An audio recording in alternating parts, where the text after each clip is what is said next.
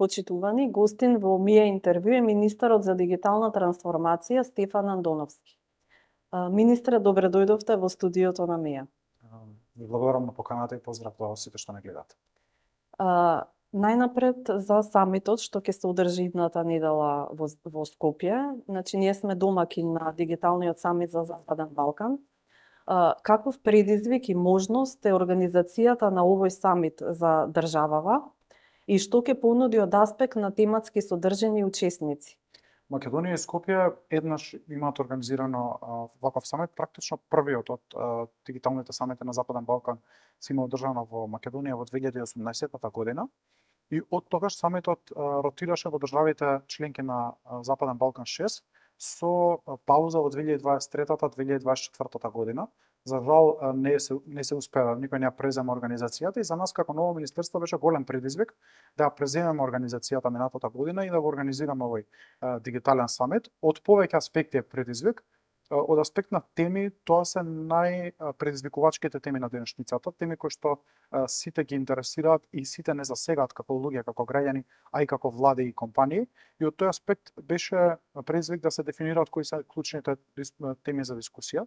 Вториот аспект е што ќе имаме над 800 учесници, гости, присутни на самитот од повеќе од 20 држави и истовремено повеќе од 55 панелисти и говорници. Што значи тоа е една логистичка огромна бројка која што ќе биде присутна тука во Скопје, но наша цел беше да го поставиме Скопје повторно на мапата на дигитално развиени економии, Македонија како дигитално развиена држава и да покажеме што сме сработеле во изминатата година и која е визијата и плановите за воиднина.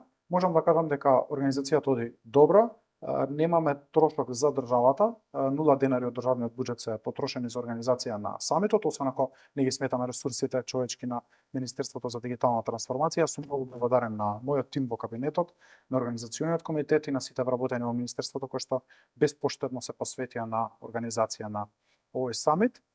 Теми ќе имаме повеќе, клучни теми се да речеме сајбер безбедноста, голем интерес имаше на оваа тема. Ќе имаме 3 панели за сајбер безбедност, потоа се дигиталните паричници и меѓусебната соработка на институциите преку интероперабилност и дигиталните услуги за граѓаните. Така што мислам дека овие теми ќе бидат носечки, а секако тука ќе биде и вештачката интелигенција, 5G и оптичката мрежа, инфраструктурата која што е потребна да се гради во регионот и кај нас, и учеството на бизнис секторот, истражувачките мрежи, во иновациите и развојот на дигитализацијата. Гледавме да покриеме и тоа иновација на овој самит, што нема да биде владин самит. Не поканивме само политичари, тие се само 1/3 од панелистите, другите 2/3 се представници на бизнис заедницата од Македонија, од регионот и од светот. Тука се представници на Microsoft, на Oracle, на Adobe, на Deutsche Telekom, ќе имаме говорници на UT, на Volt, на Fortinet, така што буквално сите клучни играчи кои што се на пазарот на и во регионот па и пошироко ќе бидат присутни како панелисти. И третиот елемент се невладиниот сектор, истражувачките мрежи и секако науката и високото образование, така што мислам дека ќе имаме многу добра компилација на говорници на секој панел. Секој панел ќе ги слуша сите 3-4 перспективи.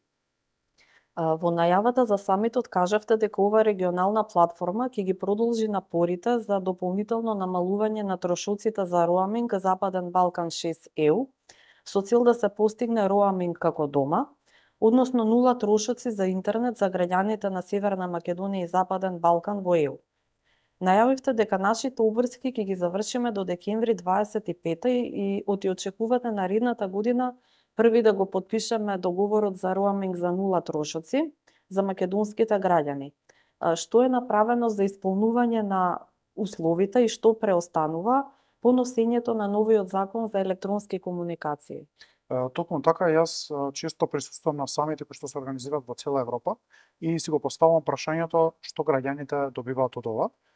Освен што компаниите, владите, невладиниот сектор и универзитетите се вмрежуваат, остваруваат контакти, започнуваат заеднички проекти, некако често кај граѓаните се развива чувство дека тие се подзаборавени во целиот процес и затоа ќе го искористиме самитот да донесеме заедничка декларација на сите министри од Западен Балкан 6, со кој што ќе поттикнеме, ќе повикаме Европската унија да го забрза процесот на прифаќање на овие држави во единствената роаминг зона. Што значи тоа за граѓаните? Тоа значи дека ќе имате нула трошоци за интернет и за повици во цела Европа. Сега тоа е возможно само во државите од Западен Балкан. При патување, да речеме, во Црна Гора или во Албанија, не плаќате трошоци за интернет, одреден пакет имате кој што соодветства на пакетот кој што ви имате дома, и исто така за повици, за пораки се исти цените. Тоа планираме да го постигнеме и со Европската унија. За да го стигнеме тој пат, Европската унија разви еден акциски план или неколку барања до нас за прифаќање на регулативи и директиви кои што се од Европската унија, и ние тоа во голема мера го завршивме со донесувањето на новиот закон за електронски комуникации кон крајот на јуни месец 2025 година. Остануваат многу малку елементи кои што треба да ги завршиме. Мислам дека ќе успееме тоа да го направиме со измена на определен број правилници во Министерството за дигитална трансформација и во Агенцијата за електронски комуникации, како и можеби некоја мала измена на Законот за електронски комуникации. Сето тоа планираме да го завршиме до крајот на годината, а од јануари месец да започнеме со активно лобирање да бидеме првата држава која што ќе го потпише договорот за роаминг како дома со ЕУ. Не сум сигурен дали другите држави од регионот ќе бидат подготвени како нас, но не би сакал да ги чекаме. Позитивен пример постои од Украина и од Молдавија, кои што веќе потпишаа вакви договори, така што мислам дека можеме да бидеме следни на списокот. На самитот, според најавите, ќе презентирате и првата верзија на дигиталниот паричник. Кои се придобивките за граѓаните и што покажуваат вашите анализи за перцепцијата на граѓаните за ваков тип на услуги? Оние граѓани кои што користат Google Wallet и Apple Pay, тоа се паричниците на Android и на iOS, веќе знаат за што станува збор. Тоа се вашите документи во една апликација, вашите лични документи во една апликација, и во истата апликација, затоа ја нарековме супер апликација, ќе ги вградуваме и сите услуги кои што се нудат од државата за граѓаните. За да не морате, за да добиете определена услуга, да одите од портал на портал или од профил на профил, да имате ново корисничко име, нова лозинка и така натаму. Така што мислам дека граѓаните ќе препознаат новата мобилна апликација и планираме тоа да биде една апликација за сите потреби на граѓаните кои што се однесуваат на државата и како ќе се создаваат нови услуги од определена институција, тие да се вградуваат на мобилната апликација. Ова е една одлична соработка која што имаме со Министерствата за дигитализација на Полска и на Украина. И во заедничка апликација кон Европската унија ние се инспириравме од украинската апликација Dia, која што е овој вид на супер апликација, и полската апликација e-мобивател, за која што практично еден од незините креатори, Јануш Чешински, ќе биде присутен и на дигиталниот самит првиот ден, со кој што ќе дискутираме за погодностите на e-мобивател, кои што ние сакаме да ги пресликаме во нашата апликација. Тоа треба граѓаните да замислат како еден паричник со лични документи. Наместо да носите возачка дозвола и лична карта со вас како картички, може да ги носите во вашиот мобилен телефон и секако сите услуги ќе бидат достапни таму. Тест верзијата ја подготвуваме, јас ќе ја презентирам и ќе презентираме две услуги кои што ќе ги нуди таа тест верзија. Ќе го опипаме пулсот на граѓаните, ќе ја симнат граѓаните кои што ќе бидат присутни на самитот, да можат да ја тестираат, и мислам дека до крајот на годината веќе ќе имаме верзија која што првпат ќе ја пласираме на сите отворени мрежи, така што мислам дека сите ќе можат да се ја симнат. А на што е предвесник оваа услуга во рамки на дигитализацијата на самото општество и какви идни такви услуги може да се очекуваат? Тоа е предвесник на еден систем кој што вели digital by default и систем кој што вели дека треба услугата да биде со one click only.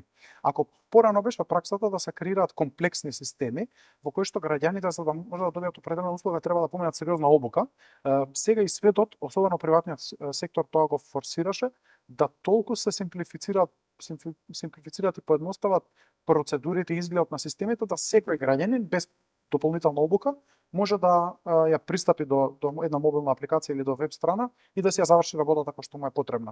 Нашата цел е сите услуги, најкористените услуги од граѓаните да бидат достапни на еден клик и кон тоа не водат ваквиот тип на апликации. И порталот услуги GovMK ќе го следи овој процес, иако ние веќе започнавме со еден редизајн минатата година. Секоја нова надградба на порталот ќе значи упростување на изгледот и полесни, подостапни услуги за граѓаните и за компаниите. И ова е предвестник на севкупната дигитализација на услугите, што значи дека следната фаза ќе биде дигитализација на односот на бизнис секторот кон државата. исто така ќе се фокусираме на најкористените услуги. Јас кажав, минатата година ние дигитализиравме голем број услуги по бројка, но оваа година дигитализираме услуги кои што навистина граѓаните ги користат и затоа е таквиот скок на корисност на порталот.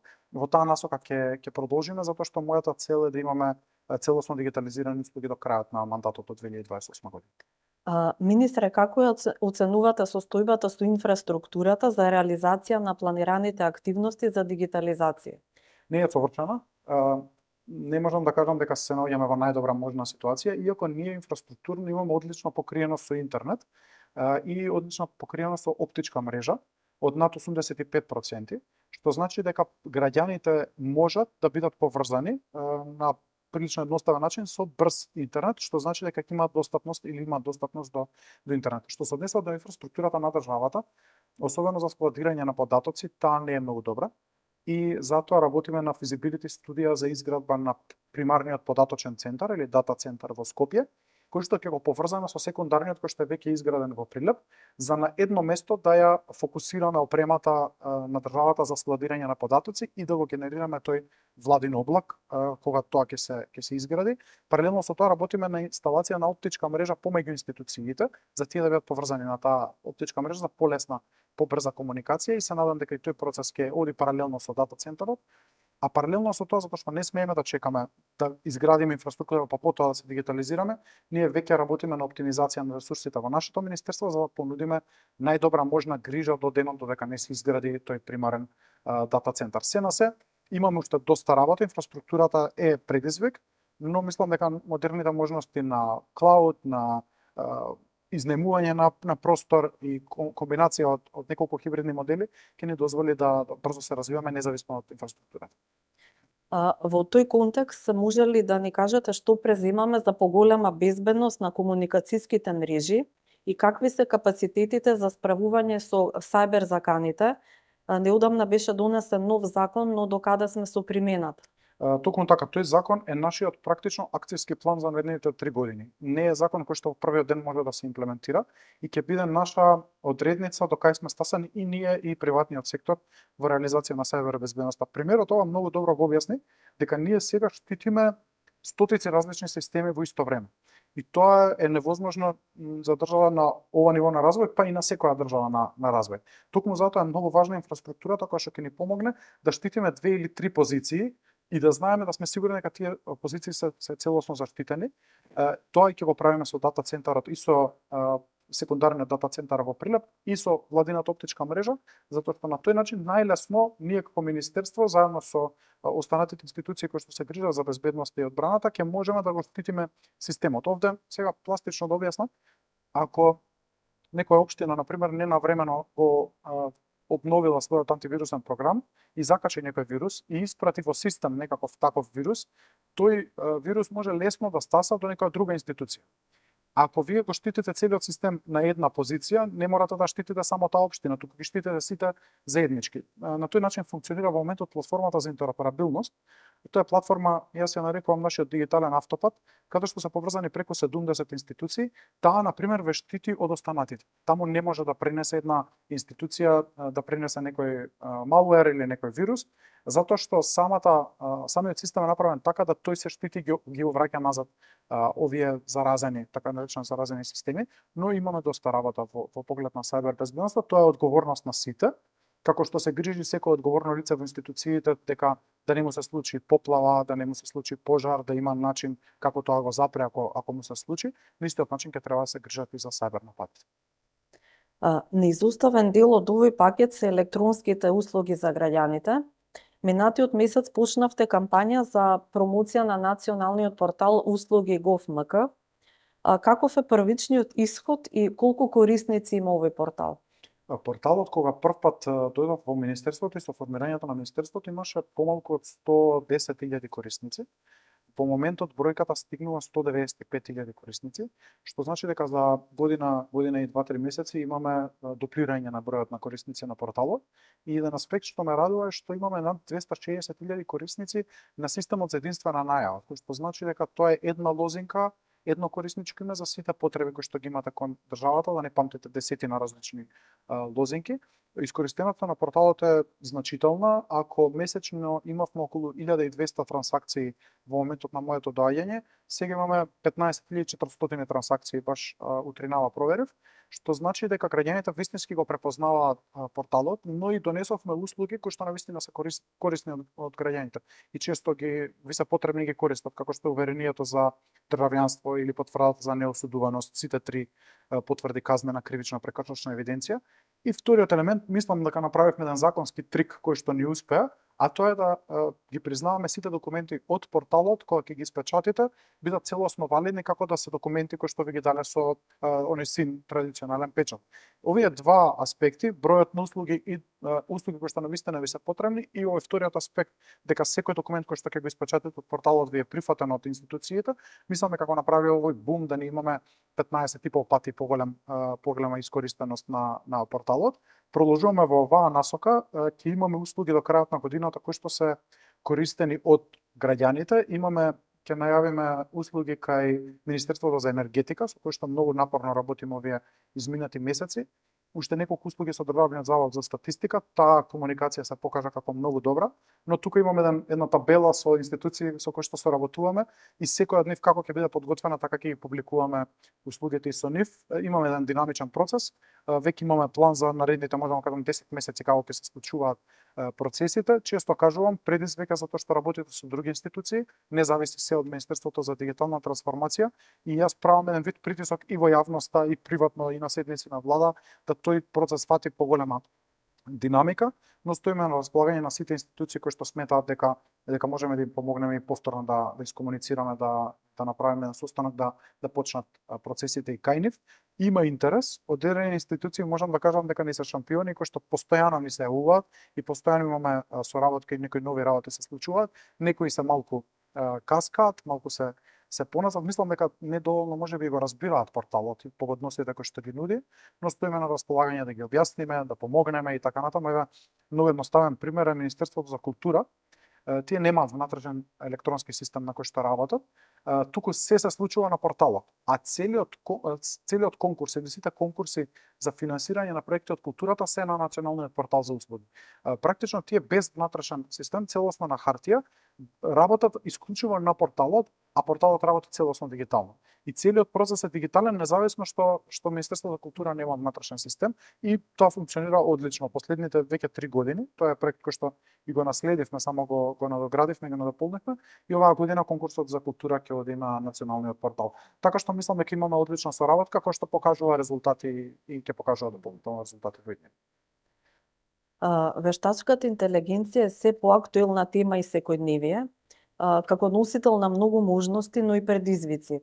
Како стоиме на тој план за примена кадар, што ќе се вклучи, значи кој кадар би се вклучил, но и ќе биде исклучен од работните процеси, и како ќе обезбедиме одговорно управување со процесите. И кои се предизвиците, но и ризиците за примена на вештачка интелигенција и дигитализација во образованието? Да, вистина предизвикувачка тема. Јас минатата недела бев во Букурешт на еден од најголемите самити за оваа година со тема вештачка интелигенција. Ме прашаа дали е револуција, еволуција или разочарување или апокалипса. Мислам дека е револуција, но не можам да кажам дефинитивно дали ќе оди во позитивна или во негативна насока, и тоа ќе зависи од нас луѓето кои што ќе го користиме. Ќе користиме оваа алатка, затоа што треба да сфатиме дека ова е машинско учење кој што инженерите го познаваат веќе 30 години. Само многу надградено и многу отидено во екстремна генеративна интелигенција која што произведува говор, слика, видео, материјал, музика дури. Така што користењето, начинот на користење ќе дефинира дали ќе биде за добро или за лошо. Јас не сум поборник на тоа да ние регулираме по секоја цена, особено што не го познаваме како ќе се развива и што големите јазични модели не се македонски. Ние паралелно со процесот на тестирање пред да регулираме, ќе работиме на еден проект со Финки и со останатите факултети на развој на првиот голем македонски јазичен модел, кој што на македонски јазик ќе ги апсорбира информациите и ќе враќа информации повратно. Затоа го направиме, не треба потребна дигитализација на голем дел од богатството кое што имаме литературно во Македонија, затоа што се случува во моментот, хранејќи другите големи јазични модели, нашите соседи и други држави практично вршат еден вид асимилација на македонскиот културен и цивилизацијски простор, како со историски наративи, културолошки, цивилизацијски, кои што не одговарат на вистината и не одговарат на македонскиот контекст, така што мораме да работиме на овој елемент примарно како министерство, а со тој акционен план кога ќе бидеме при крај на реализација следната година, веќе тогаш можеме да одиме во втора фаза да регулираме една мека регулација на вештачката интелигенција за да ја поттикнеме како развој, како употреба и како алатка. Во образованието министерката Јаневска зборуваше за примена на етички стандарди кои што веќе ги подготвуваат, еден прирачник кој што веќе го изработија и го пратија во училиштата и започна да се користи.